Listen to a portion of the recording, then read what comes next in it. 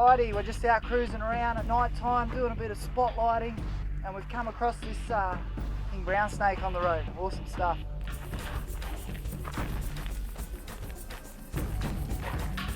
Check him out, he's an awesome specimen. He's probably about 4 foot long, juvenile. And he'd be out cruising around at night time now, hunting, looking for reptiles and frogs. It's the hotter part of the season and it's hot at night time, and a lot of our venomous snakes will become nocturnal over the summer months.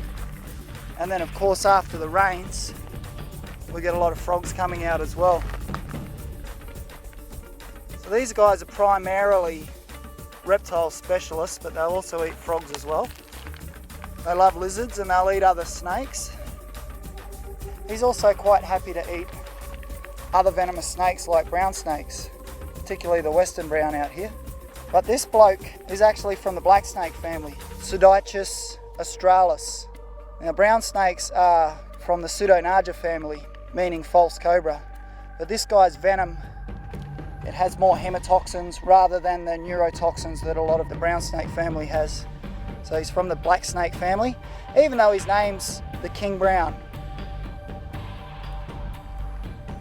Now he's Australia's second largest species of venomous snake, growing to 2.5 metres. He's second only to the coastal taipan in size, and he's quite a common snake.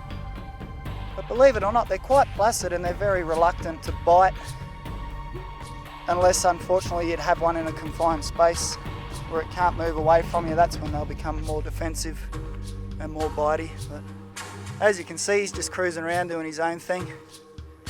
He's not worried about trying to bite me or chase me or attack me or any of this sort of stuff. He's just cruising around out here in the bush doing his thing, and I'm a couple metres away from him and I have absolutely nothing to worry about. What a beauty. The king brown. Another name for him also is the Mulga snake, because he lives in the Mulga country, and we're actually surrounded by mulga trees right now, which is a species of acacia. There's another species as well, which is Pseudichus butleri. Haha, awesome stuff. King brown snake, the Mulga. Let's go and see what else we can find.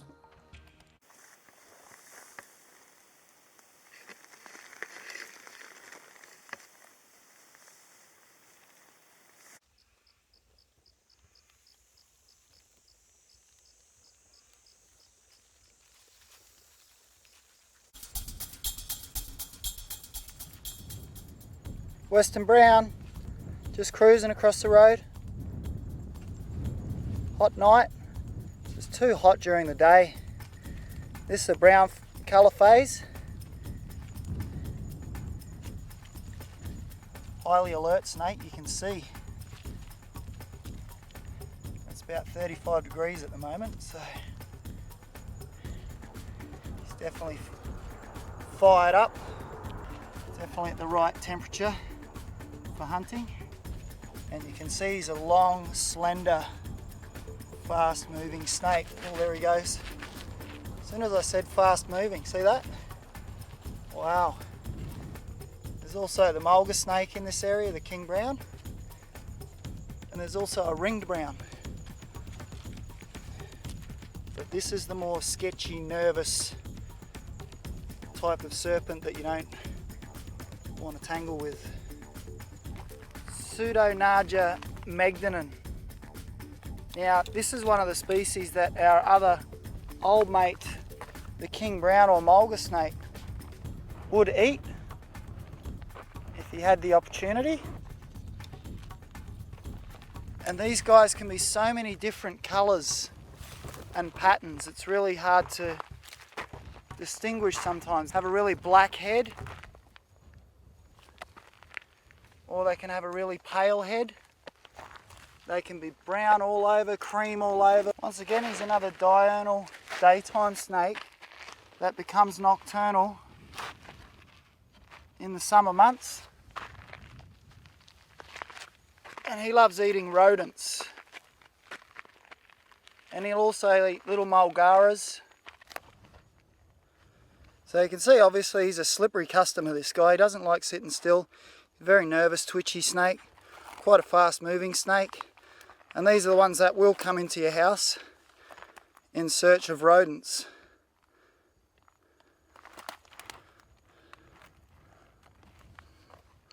So if you have chickens, if you have budgies and birds with bird seeds, etc., they will attract mice, and mice will attract this snake. Just like his cousin, the common or eastern brown snake.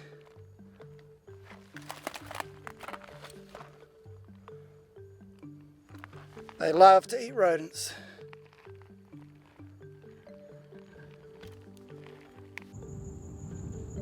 Awesome, there he goes off in his natural habitat. See him cruise through the spin effects like that, it's quite amazing. They just go through it or over it, weave through it, weave around it. Highly adapted, slender, fast moving, awesome. Pseudonaja, false cobra, but don't be fooled by the name. Definitely venomous. Woohoo! Western brown, one of the most venomous snakes in Australia. Out cruising around at night time looking for a feed. Awesome stuff. Let's go and see what else we can find.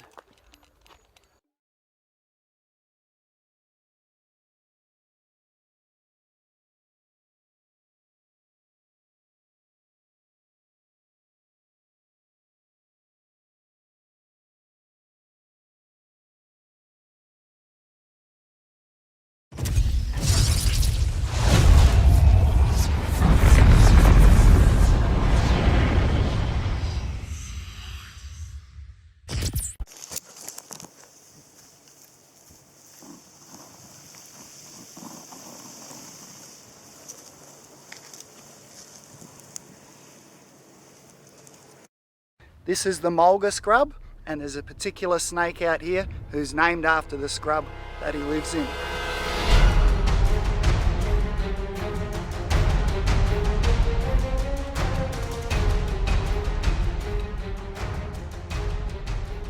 Alrighty, check out this ripper. This is the Mulga snake.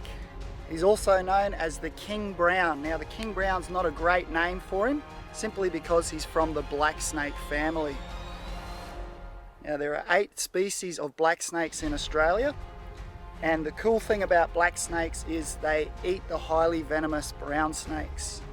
So in the world, toxicity wise, he's about probably number 20 to 23, but he is considered one of Australia's more dangerous snakes because he's found in a lot of areas where people live. So he's the most widely distributed of all of our venomous snakes, and he's found in all states except for really Victoria and Tassie, where it's quite cool. Now down there you will get other venomous snakes.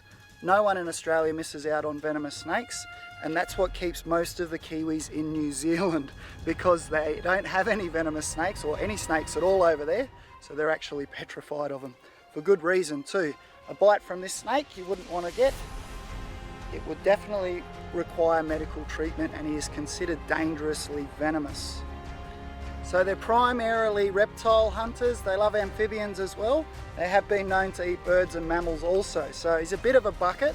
They will eat just about anything, but he does have an immunity to some of our other venomous snakes' venom over thousands of years of evolution. So the venom from other venomous snakes might slow him down a bit, but he will still swallow them whole. He's the second largest species of venomous snake in Australia, reaching about 2.5 metres, about 8 feet. And the record for this snake is just over 3 metres, so that's a big snake. Now they do have quite a lot of venom. It's got one of the largest venom yields of all of our venomous snakes.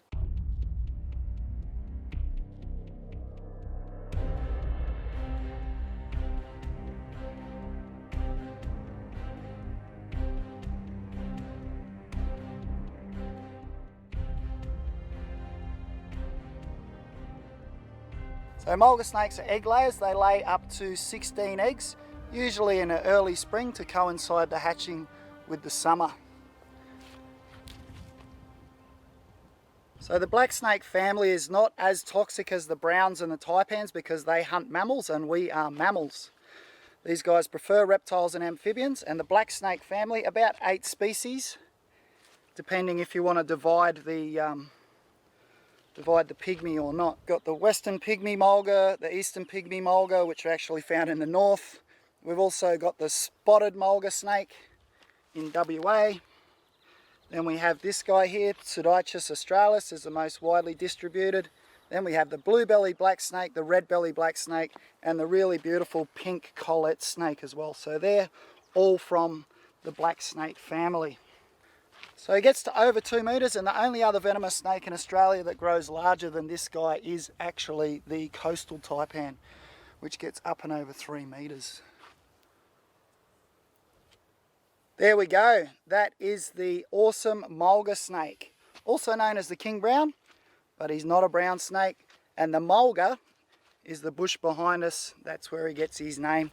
Thanks for watching. I hope you enjoyed the mulga snake as much as I did. Please subscribe and join us on our next adventure, and I'll catch you next time.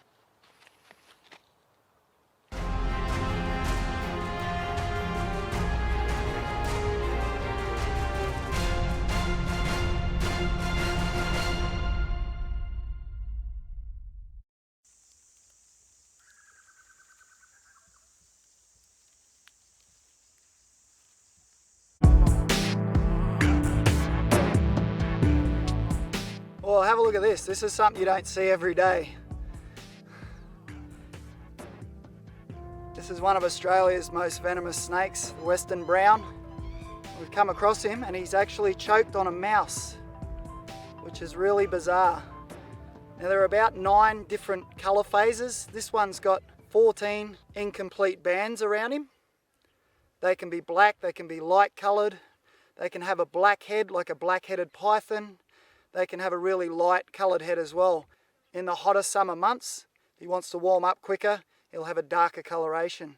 This guy's actually choked on a mouse, which is really bizarre, and I thought I just had to film this really bizarre occasion. So 2 things have happened here. He's either just choked on it and couldn't regurgitate it in time, or at the end of the trachea, when snakes swallow their prey, they push their trachea out of their mouth, and at the end of the trachea is a little glottis. It's a little valve which they breathe through. So he's either choked on it, he couldn't get his trachea out of his mouth, or maybe the mouse has bitten it, but who really knows. Typical characteristic with these brown snakes, also with the easterns and the westerns, are the orange blotches on the belly there also. And he's got more of a yellow marking around his face. Now I've also obviously got to be careful handling this snake. Even though he's dead, if my finger went inside his mouth and one of those fangs just scratched the surface of my skin, he could still quite easily envenomate me. And a bite from one of these snakes is potentially fatal without the right treatment. Who would have thought I seen the day where I saw a little mouse take out one of our most venomous snakes in Australia? Bizarre.